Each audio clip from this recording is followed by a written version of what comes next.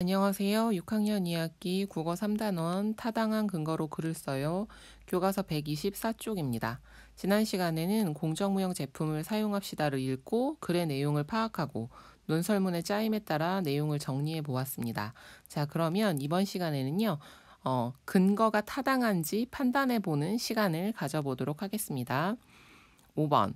공정무역 제품을 사용합시다에서 주장에 대한 근거가 타당한지 판단해 봅시다. 타당하다는 건 그것으로 맞느냐, 적당하냐 이런 의미예요.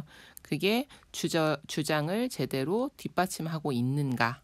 1번. 친구들과 근거의 타당성을 판단해 보세요. 근거 1. 근거 1은 뭐였죠? 기억합니까? 생산자에게 돌아갈 정당한 이익을 지켜준다라고 했죠.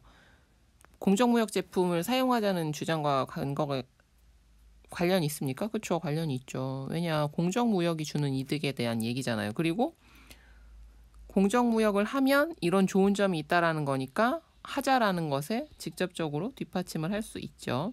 두 번째, 아이들을 위험에서 보호할 수 있다.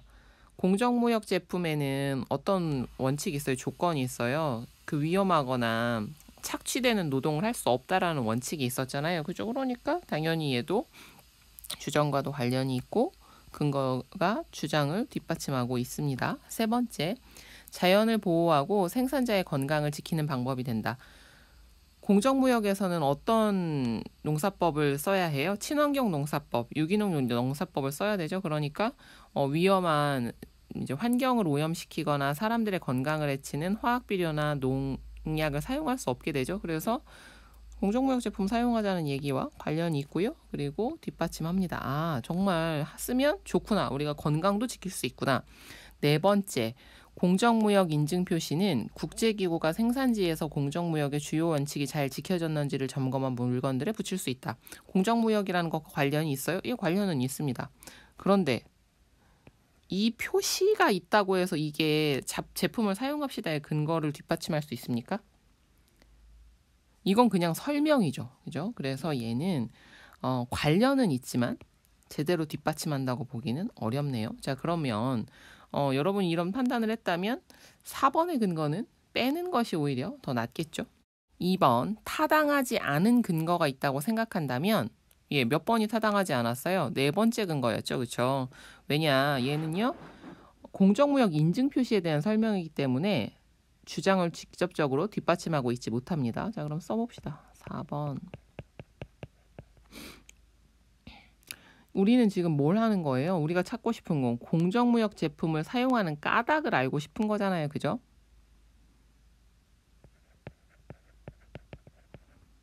공정무역 제품을 사용해야 하는 까닭이 아니라 공정무역 인증 표시에 대한 설명만 하고 있어서 주장을 직접적으로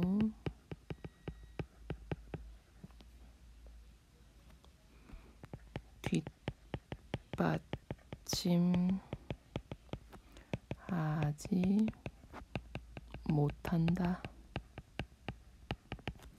네, 그래서 우리가 타당성을 점검하기 위해서 두 가지를 썼죠. 어떤 거? 하나는 관련이 있는 얘기냐. 두 번째는 그 주장을 뒷받침하느냐. 예, 여러분도 근거를 쓸 때 이 두 가지 조건을 만족할 만한 근거를 찾아야겠죠. 125쪽 6번. 공정무역 제품을 사용합시다에서 근거를 뒷받침하려고 알맞은 자료를 활용했는지 알아봅시다. 자, 여러 가지 자료들을 우리가 점검하고 왔었어요. 그죠? 다양한 게 있었죠. 그림 자료, 동영상 자료, 책 막 했어요. 자, 1번. 근거를 뒷받침하려고 어떤 자료를 활용했는지 찾아보세요. 자, 먼저 첫 번째에서는 뭐 했어요? 생산자에게 돌아갈 정당한 이익을 지켜준다고 했죠.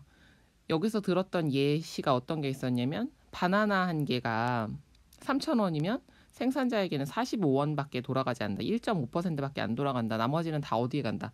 중간 유통 단계에서 다 사라진다. 그래서 이 유통 단계를 줄이는 일이 생산자의 이익을 보호하는 일이다라고 하면서 일반 무역과 그 공정 무역의 단계를 비교했죠. 그때 사용한 게 뭐였어요? 그렇죠. 그때 사용한 게 바로 그림 자료였죠. 자, 그래서 그거 한번 적어 볼게요.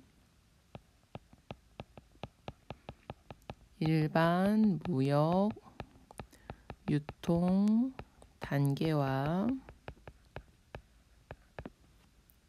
공정무역 유통 단계 비교.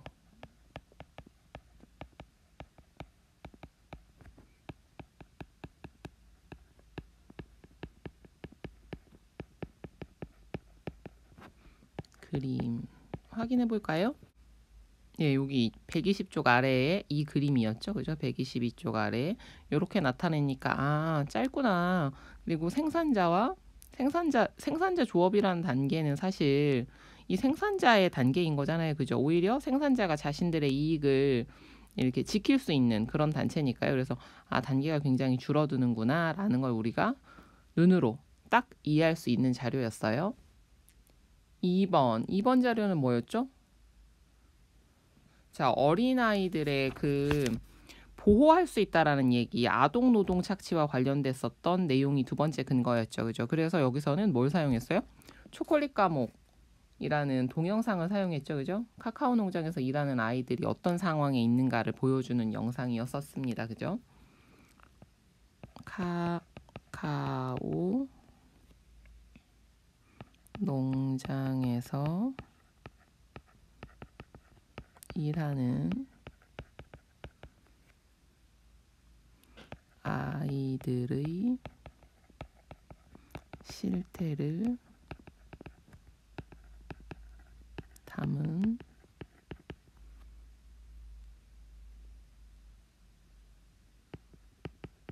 초콜릿 감옥. 무슨 자료였어요? 종류? 동영상이었죠. 세 번째 근거는요. 자연을 보호하고 생산자의 건강을 지킨다라고 했죠. 요 내용이 어디에서 나왔어요? 바나나 공장에서 일하던 남성의 불임이라던가 뭐 여성들의 백혈병 발병률이라든가 이런 자료를 어디에서 근거를 가져왔죠? 책이었죠. 책. 그죠? 인간의 얼굴을 한 시장경제 공정무역이라는 책이었습니다. 인간의 얼굴을 한 시장 경제 공정 무역. 자, 그리고 마지막 근거에서는 뭘 사용했죠? 네, 공정무역 인증 표시 그림이었죠? 네. 공정무역 인증 표시 그림. 자, 2번. 자료가 근거를 잘 뒷받침하는지 판단하는 방법들을 정리해 봅시다. 먼저 자료가 뭐와 관련이 있어야 돼요? 근거에 쓰는 거잖아요. 그러니까 근거의 내용과 관련이 돼야겠죠. 그렇죠? 공정무역에 대한 이야기를 하는데 그것과 아무 상관없는 사진이 떡하니 와 있다. 자연을 보호합시다. 이런 거 내용은 좋아요. 하지만 여기라는 상관이 없죠. 그러면 안 되겠죠. 그 다음 정말 멋진 자료인데 그게 그냥 다 상상이에요. 그럼 그게 제대로 된 근거가 될 수 있을까요? 그래서 여기에서 근거는 믿을 수 있는 것이어야 한다. 신뢰할 만한 것. 우리가 이 신뢰성, 이 믿을 수 있는 것을 확보하기 위해서 어떻게 해요? 자료의 정확한 출처를 밝혀야 하죠. 누가 말했나? 어느 책에서 했나? 만약 통계 자료라면 그 통계 자료는 어디에서 가져온 건가? 이런 것들. 수를 제시할 때는 숫자를 얘기해요. 수를 제시할 때는 정확한 숫자를 사용해야겠죠.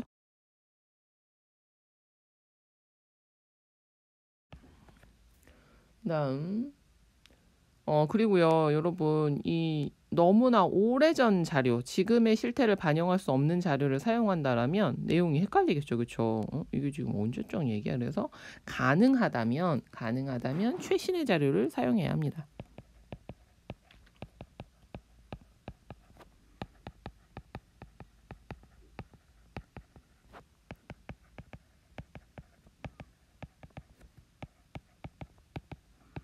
네, 그래서 선생님이 만약에 1996년도에 있었던 그 신문 자료였거든요. 처음에 나이키 사진이.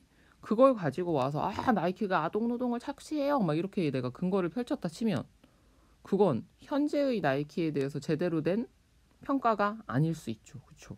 지금 그때는 그랬는데 지금도 여전히 그러고 있는지 아니면 그때를 계기로 해서 뭔가 변화된 점이 있는지를 찾아서 최근의 나이키의 행태에 대해서 비판할 건 비판하고 칭찬할 건 칭찬하고 이렇게 나아가야겠죠. 그렇죠? 그래서 나이키 같은 경우에는요. 뭐 그게 원인이었는지는 모르지만 그 선생님 보여준 두 번째 영상을 좀 보면 더 이해가 가는데요. 이 두 번째 영상은요. 굉장히 다양한 인종, 성별, 그다음에 뭐 장애를 가진 사람 이런 아주 폭넓은 사람들이 다 이 스포츠라는 것을 어떻게 즐기면서 하나가 될 수 있는가에 대해서 영상을 나타내고 있거든요. 그러니까 나이키가 과거에는 어땠을지 몰라도 지금은 그런 것을 안 하려는 노력들을 굉장히 많이 하고 있습니다. 그리고요. 여전히 또 나이키에 대한 비판들은 있는 것으로 알고 있어요. 왜냐하면 이 나이키가 이 저기 대상을 확대해가는 과정에서요. 뭐 임산부들 이런 분들은 예전에는 몸을 조심해야 된다 이랬지만 과학이 계속 발달하고 의학이 발달하면서 아니다. 임산부도 적절한 운동을 하는 것이 훨씬 더 중요하다. 이런 얘기들을 하면서 뭐 임산부용 운동 신발이라든가 이런 시장을 만들고 있대요. 그런데 한편에서는 또 그 임신을 하면서 이런 여성 운동선수와 광고 계약을 했다가 임신을 이유로 그만두게 한다든가 이런 일이 있어서 또 논란이 되고 있다고 하거든요. 왜냐면 자기네들이 물건을 팔 때는 임산부도 운동을 해야 된다라고 해놓고 광고를 할 때는 너는 이제 임신을 해서 광고의 효과가 떨어지니까 안 될 거야. 이런 완전 이중적인 태도잖아요. 그죠? 그런 거에서 또 문제를 제기하니까 우리가 그런 부분들은 신경 쓰지 못했다. 고친다. 라고 한다면 나이키가 또 새로운 방향을 찾아가는 것일 거고 아니다. 그건 우리의 자유다라고 하면 그것에 대해서는 또 소비자들이 판단할 일이죠. 그죠? 우리는 그래도 쓸 거야? 저런 태도는 아닌 것 같아? 이렇게. 예, 그래서 여러분들이 어떤 자료를 사용할 때는 그것이 지금의 상황을 보여줄 수 있는가를 알아봐야 됩니다. 만약 최신 자료가 없다면 적어도 지금의 상황을 보여줄 수 있는 자료를 얘기해 줘야 돼요. 옛날에 아주 특별한 한 번에 어떤 이런 걸 자료로 사용해서는 안 됩니다. 그 다음 자료의 출처가 분명한지 확인해야 합니다.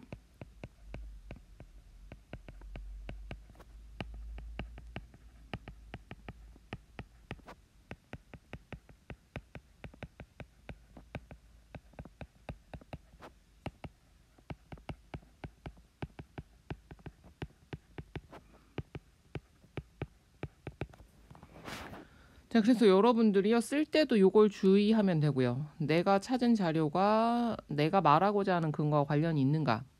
그리고 얘는 뭔가 믿을 수 있는 자료인가? 숫자는 내가 확실하게 정확한 숫자를 사용하고 있는가? 이것보다 더 최신의 자료, 최신의 내용에 바뀌거나 이런 것들은 없는가? 자료의 출처는 분명한가? 이런 것들을 잘 해서요. 자, 그러면 한번 봅시다. 자료 첫 번째 자료 뭐였죠? 예, 그림 자료. 뭐 관련은 당연히 있고요. 그 다음에 전교 교사 역사 교사 모임에서 이렇게 근거가 분명하고요. 믿을 수 있을 만한 자료였죠, 그죠? 그래서 맞고요. 두 번째 초콜릿 과목도 그죠? 이런 관련이 다 있고요. 세 번째 시장 얼굴을 한 인간의 얼굴을 한 시장 경제 이것도 맞죠? 그런데 네 번째는요. 나머지는 좋습니다. 믿을 수 있고요. 정확하고 다 좋은데요. 관련이 없죠. 그죠? 네, 뒷받침할 수 있는 내용이 못 됩니다. 자, 그래서 이렇게 한번 찾아봤고요. 자, 그러면 여러분들이 이 글을 읽고요. 이제 공정무역 제품에는 어떤 것들이 있는지 찾아보고 친구들과 이야기해 보자고 하네요. 나는 공정무역 인증 표시가 된 초콜릿을 본 적이 있어. 네, 있습니다. 실제로. 자, 그 다음 공정무역 인증 표시가 있는 제품만 파는 가게도 있답니다. 따로 모아서. 요거는 좀 한번 찾아보고요. 선생님이 좀 그냥 얘기해 주면 선생님이 봤던 거는요. 차와 커피. 이런 종류들. 왜 그러냐면 이 공정무역 제품 자체가요. 그 아동 노동 착취라던가 이런 그 제3세계 아직 충분한 산업의 기반이 갖춰지지 않은 곳에서 이제 무역을 하면서 상대적인 불평등이 일어났던 거기 때문에요. 이 열대지방 뭐 아프리카라던가 남아메리카 지역 이런 데서 주로 많이 일어나기 때문에 생산지가 주로 그쪽인 부분에서 많이 일어납니다. 그래서 이제 차, 커피, 초콜릿, 막 바나나 이런 것들이 나오는 거예요. 그리고요, 공정무역 제품 선생님 그럼 저 사고 싶은데 어디서 사요? 하면 선생님은 예전에 공정무역 초콜릿을 샀었는데 선생님 인터넷에서 공정무역이라고 검색해서 구입을 해봤고요. 또 대형 마트에서도 판다고 합니다. 여러분도요, 지금 바로 이 인터넷 될 거 아닙니까? 한번 검색해 보세요. 공정무역 제품에는 어떤 것들이 있는지. 예, 좋습니다. 예, 수고 많이 했고요. 다음 시간에는 또 계속해서 우리가 어떻게 하면 타당한 근거로 글을 쓸 수 있는지 공부해 보도록 하겠습니다. 네, 수고 많았습니다.